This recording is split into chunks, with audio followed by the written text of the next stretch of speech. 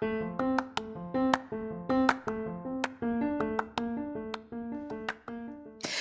there, and welcome to the daily podcast where wisdom smacks us with kisses or love taps. I'm MichelleSpiva, a wisdom strengthening coach, your host, and practical priestess of wisdom. Mwah. Join us daily to gain wisdom and mental strength as we tackle innovative thinking, address emotional and behavioral life traps, and yes, provide you with some practical how to's to wrap it all up. So settle in or crank up the speed 2x, whatever gets your mental processes firing as we dive in. Stay tuned.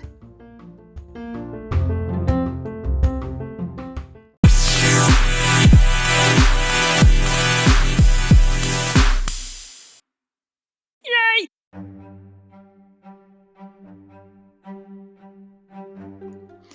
So, are you coming to the New Year's Eve party? I don't know. This year has really been wearing me down. I know, but that's why you need to come and hang out. You can't stay in that dungeon all the time. I know. Hey, this is Michelle Spiva, your practical priestess of wisdom, and I want to welcome you to today's podcast of Wisdom Smack. Mwah! You know the drill. If you've been listening, hang on and stick with me as we talk about Dungeon Diaries. I'll see you on the flip.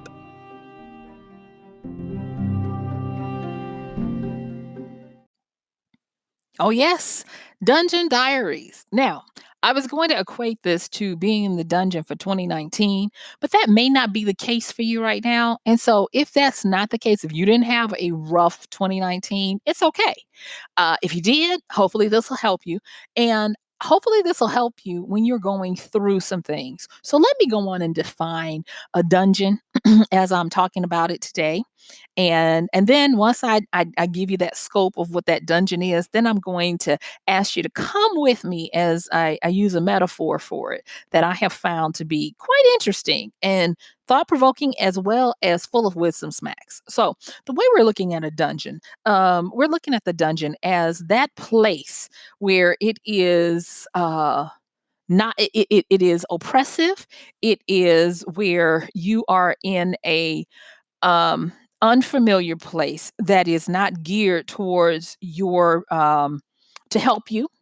A dungeon being a place where you might find yourself in isolation, and a dungeon could be either a tower or a basement. Now, y'all know how we do here, so let me just go on and give you the etymology, the background of a dungeon and what that used to mean. So around the 1300s, it usually meant a great tower or a castle. See, back then, instead of putting you under the ground, they will put you up in the tower, isolated from people, where you could not get a lot. I mean, it took it if somebody was up there to visit you, it was because they came specifically to see you because being in that position was not fun. It was not conducive to having people want to hang out there. And usually, with these quote unquote towers in the Great Castle, that meant that it was a place where a person of power who had the ability to guard you or have resources and peoples to guard you, where you were kept. Now, going back to like I said, 1300s, as meaning a great castle tower, or it also meant to be housed in a master house. So it meant to have a place where it was so big that they had a portion that could be parceled off for this specific occasion. And it was usually somewhere where there was a imposing or commanding position of strength, meaning that this was usually going to be a lord or a king or someone, a baron of someone of power who was able to have this type of place. And so it also meant castle keep, which meant a stronghold. And so what ended up happening in the 14th century, and I said 1300s, 13th century, so 1200s to 1300s, it evolved to mean a stronghold, and that's where it started to become the underground. And that was where we started to get that variant on it moving from somewhere sequestered in a high tower to somewhere where it was a stronghold underneath that was meant to be kept away from prying eyes and knowledge. And so we had that. It was also an inner keep. It was an underground prison cell. And that's where most people are familiar. An underground prison cell, and it is also, now get this, you guys, dungeon is also where we get the term danger. And so out of dungeon, we started to get this word dunger, which meant to power through, the power, excuse me, the power of a lord or a master to have jurisdiction over something that you did. So if you were danger, that meant that you were put into the dungeon and you were held by the power of the majesty of the authority or the person in control. And so out of that, we started to, not we, because we weren't there, but it started, that the word started to evolve to cast off little saplings of words that became known as danger. Okay. So I wanted to make sure I put that out there. So thank you for letting me go through that, because y'all know I love my etymology. There's a lot of wisdom in that. So let's move over to this now. Stick with me. I was gonna name this the treasures of the dungeon, but I was like, they ain't gonna listen to that. You might not, you might have been like, what is she talking about today with Diaries of the Dungeon? But I wanted to say Diaries of the Dungeon because there's a lot of observation, a lot of information that has come to me when I've been going through and reflecting. And I'm gonna say this about this whole idea of going through the dungeon. One of the biggest wisdom smacks that I received was when I started a couple of years ago studying the gaming industry and the process of what happens to a person as they go through games and gaming events. So much so that if you just go through on YouTube and put in takeaways, wisdoms from people who are gamers, you will start to see a profound philosophy starting to emerge from people who put themselves knowingly into these gaming formats. The whole concept of grinding, we've talked a little bit about it before, but we'll talk about it today. The concept of leveling up and of building out your specs, building out your kit of what you have by way of your skills, your affinities, your position, and your loot, and all of that kind of stuff is a very powerful thing. And when I was going back through, like I said, and talking with a lot of people and like, doing this whole year in review about 2019, I was like, oh, it feels like we've been in the dungeon. And so when you think about the dungeon in this regards, it means when you go into a place where there is going to be some struggle, some oppression, there might be some imprisonment that could possibly happen, and all of the things that we would think of when we think of the term dungeon. But in this new world of gaming, there's so much more. And that's why I started making some notes of stuff that was equivalent to being in a dungeon as for me and others going through 2019.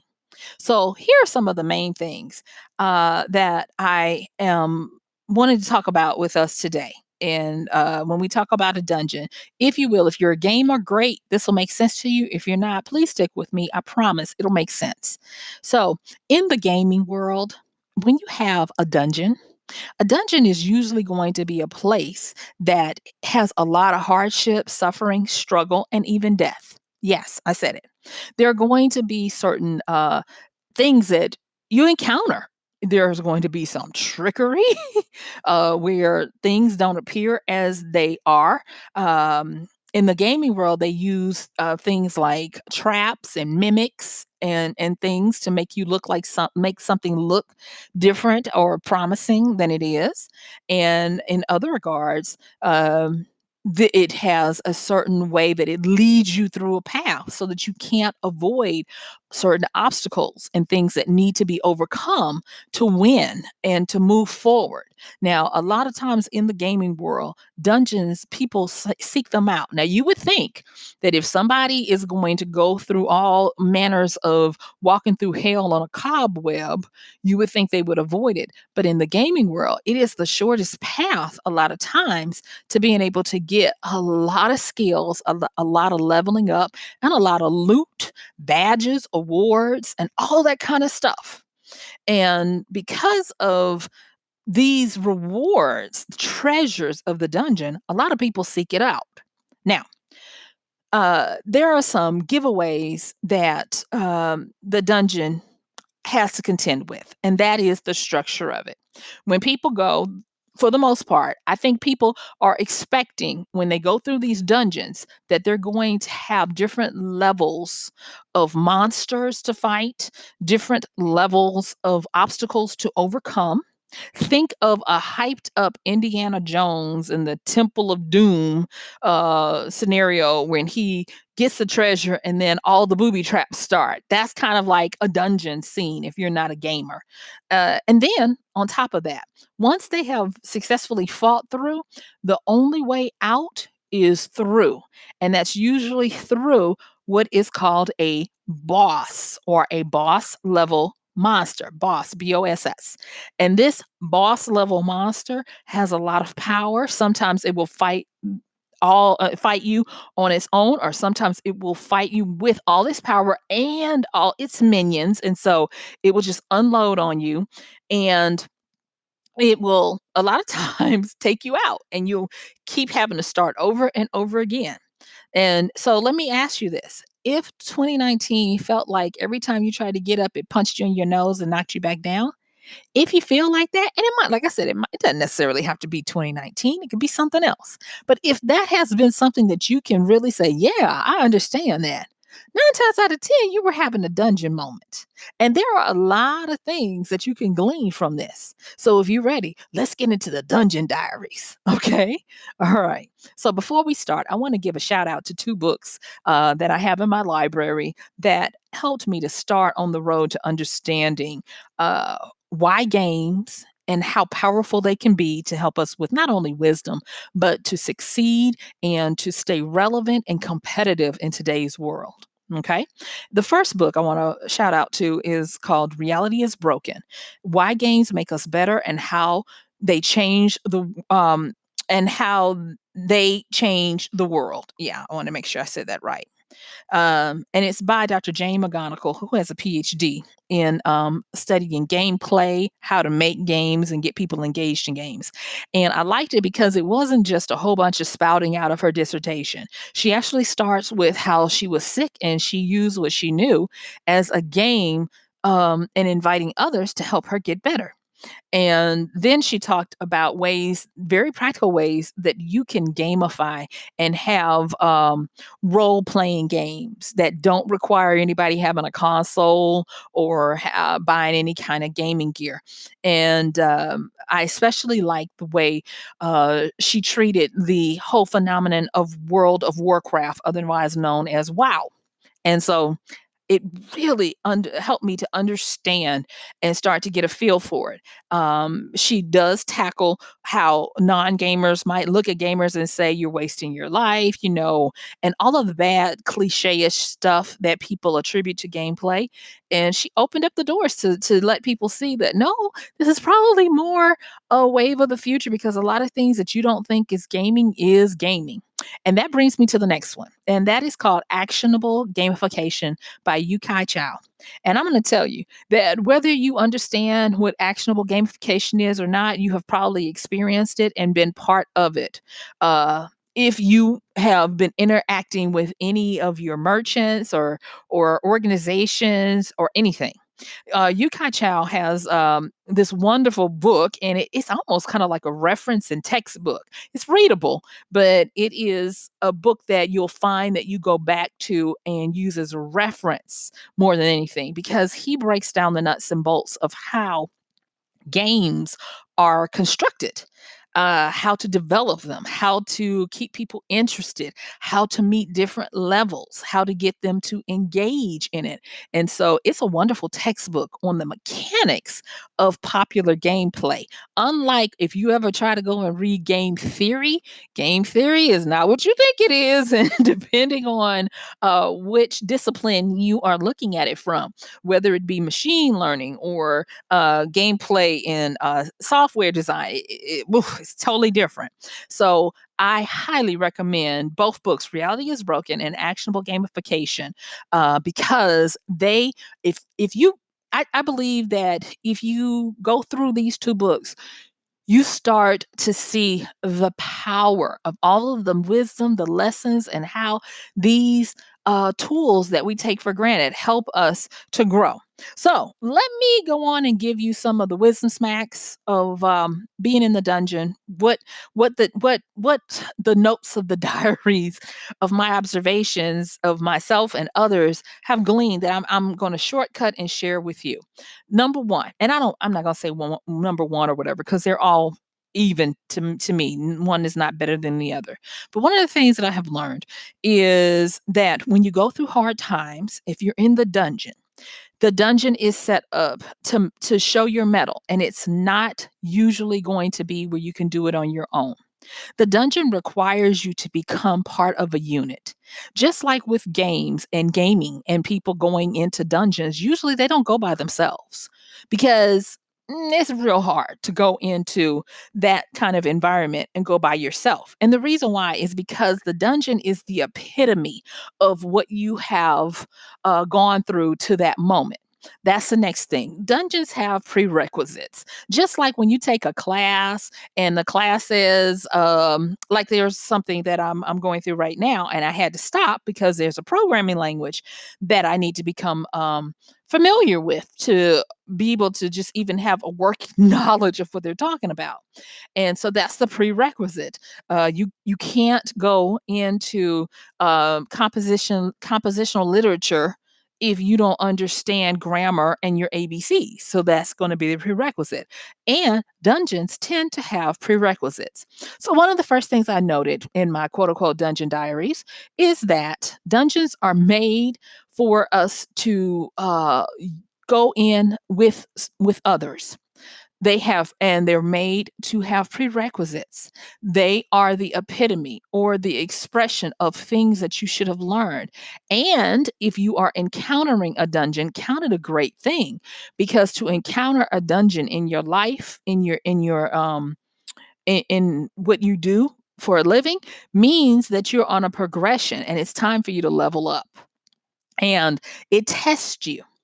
The other thing is that another thing with dungeons is that you are going to have an ultimate showdown. You're going to have a boss level fight, and you're not going to get past it until you win.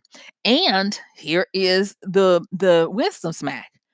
Your boss level fights are usually not made for you to win them on your own. They're usually made for you to work within a team or a group. Now, what if you say, "Well, Michelle, I don't have all of that. I don't have a lot of people or whatever. What are you talking about?" Don't worry. It's not where I'm saying that you have to be friends with a whole bunch of people and all this kind of stuff. What I'm saying is that one of the things that this dungeon play analogy made me aware of is how we learn how to become comrades. In that book, Reality is Broken by Dr. Jane McGonigal, she does an excellent job of talking about comrades instead of competitors. You see, outside the gaming world, we're taught that we compete with each other for a job or for a significant other or for the best pick of the crop or whatever. We're always put in opposition to each other. And that develops a lot of anxiety on top of whatever it is we are wanting to achieve. Unlike that, in the gaming world, the reason why people are so excited to knowingly go into a dungeon raid, because that's a lot of times what they call it, knowing that it's going to test them, they might die, it's going to be hard, is because the fact of the matter is you can't do it by yourself. And instead of being a competitor, you become a comrade. And that one, ding, ding, ding. Now, I'm going to be honest with you. I read this book many years ago, and that was one of the breakthrough aha wisdom smack moments, many of them in that book, but one of the ones that really drilled down in a radical kind of way and got rid of some stuff in the way I approached, in the way I thought about my world. And when I stopped thinking as people, as my competitors in my industry, and instead reframe them as my comrades, life became easier to do what I was supposed to do, because comrades are still out to get their own stuff. Yes, they are out for themselves, but comrades are not using punitive action to keep you from doing something. Comrades are like, let's work together until we don't have to work together. And let's do what we need to. Because another thing in this dungeon play or understanding of dungeon play, when everybody goes in, they can be a team or and not or they'll be a team, and each person has their own experience to learn, to grow through, and to glean. Yeah, one of the things that I was like surprised with when you do a dungeon raid, it isn't where the dungeon is rated and you win, and then there is a just a one big old loot drop, where okay, here it is and everybody has to equally divvy it up. What the Instead of that, how it's set up, and I thought this was brilliant, of how gameplay has come a long way in its design, was that yes, that happens, and there is loot that can only be used by people with certain affinities, certain levels, certain skill sets, certain job tasks, and it makes it where each person's journey through that dungeon left them personally better in a unique way from anybody else. And that was one of the things that I was like, "Oh my gosh, 2019 for me was a dungeon raid." It really was. I went through this journey with, and I'm thinking about my team, my guild, if you will. We went through this year, and I can definitely see that I wouldn't have been able to do it without them, and I hope they feel the same way. But then also can see how there were certain things that I got that I counted as loot, and there were things that they got and as loot, and it wasn't where we were having to subjugate ourselves to anybody, or it wasn't where there was a leader that we were following. We were all doing our own journeys, but we were doing them together and going through this dungeon. Now, this is the part that I was like, "Oh my god, this sucks." So, about during the early part of the summer, my nephew, who just recently graduated from high school, shout out to him. He informed his mom. I was on the phone with her, and he informed his mom, "Don't bother me this weekend because I'm going to be doing some grinding." And she was like, "Oh, okay." And I thought it was really fun because, of course, I know what grinding is. And I was like, if anybody had told me that an 18-year-old would be willing to take an entire weekend and do nothing but grunt, repetitive, low level work, not low level, but mindless work over and over again without getting paid for it to be able to level up in a game, I would have been like, "You're lying." But now, on the other side of understanding the benefits of going through these things, it makes all the sense in the world. So, grinding, that is the part I think sucked the most for me and for a lot of people in this particular year. Now, listen to me, beloved, because if you get this, you'll be able to probably pinpoint what was going on in your life in some situations as well. And you'll get excited because you will see that you are gaining a lot. Now, this whole idea of grinding is the same on the inside of a game as it is on the outside. And we have talked about grinding on these podcasts this year. With grinding, it is that premise that nothing comes for free and that you just because you can see something does not mean you can immediately access it or have it. I used to think it was cruel to be able to have a goal and not access it. But when I started learning that if you are blessed to either be presented with a goal or come up with a goal, understand that between you and acquisition of that goal is a whole bunch of grinding and a whole bunch of dungeons. And once you just make that quick little shift, things become easy. You understand. Like my nephew, this weekend I'm grinding. I mean, isn't that nice to be able to compartmentalize and know this drudgery, this not seeing any kind of success, not getting any real feedback, not getting any attaboys and you rock and likes and all of that kind of stuff. When you know what it is, when you know that this is my grinding. Oh, okay. So, yeah, I'm working, I'm putting stuff out, and people are not responding the way I think they should. Oh, this is grinding. Keep going.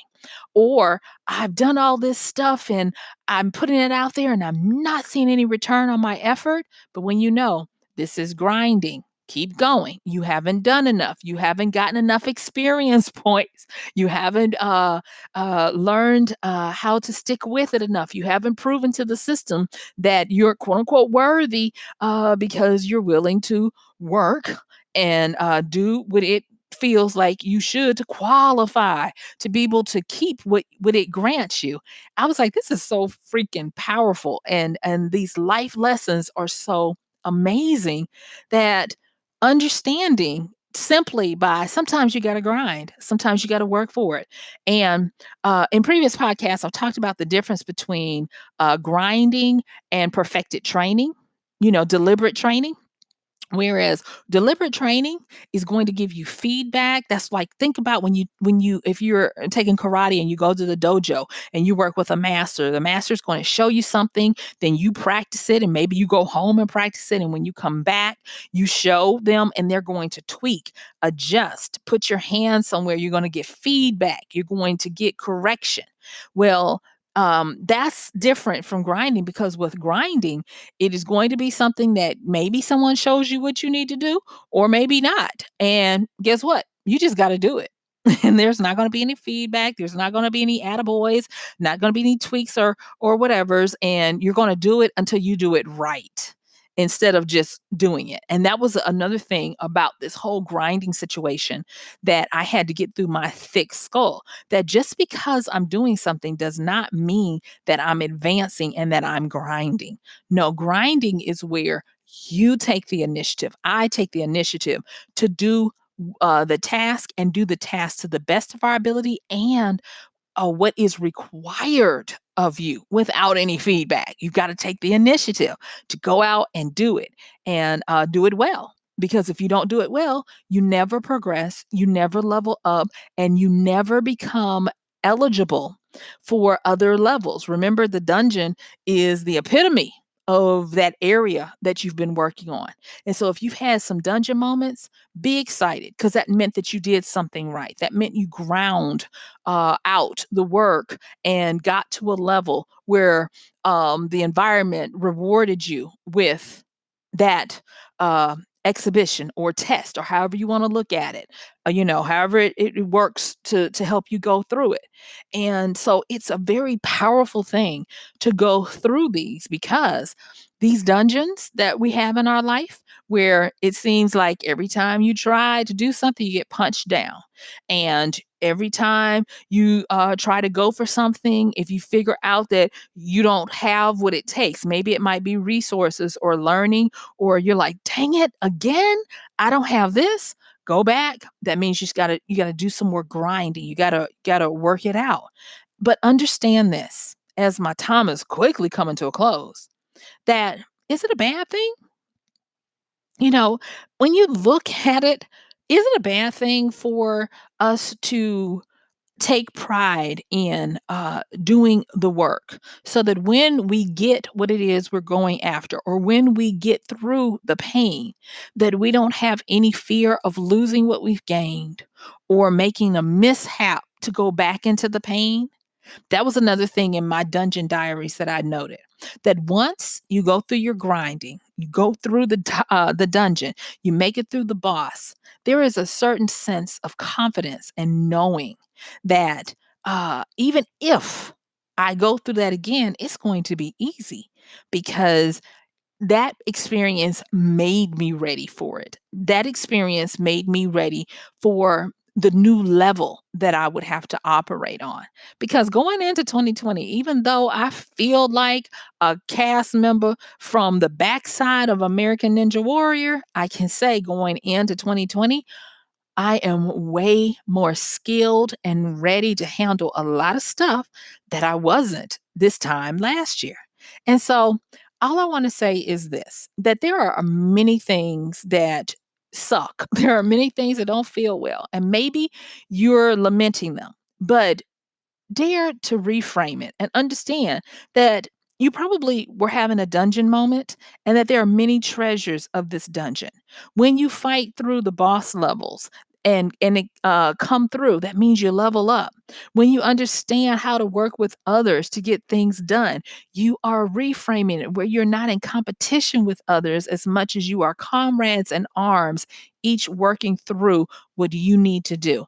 And also, the art of grinding. It is powerful. And you got this. So let's make this new year wonderful. So guess what? Bye.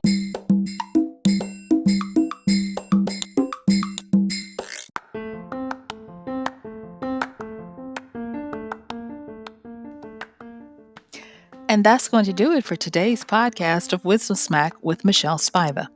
If you like this podcast, please help us get the word out. Like, comment, subscribe, and even share. And if you really like it, please help us continue to get the word out by considering using this show's link for Amazon. So when you want to go to Amazon and you do all of your general shopping, please use MichelleSpiva.com/AMZ. It's simple as that. It doesn't cost you anything extra, and this show might receive a little bit of commission that will go towards helping to further get these episodes out to you and to others. So thank you so much for listening. This has been MichelleSpiva with Wisdom Smack. Bye.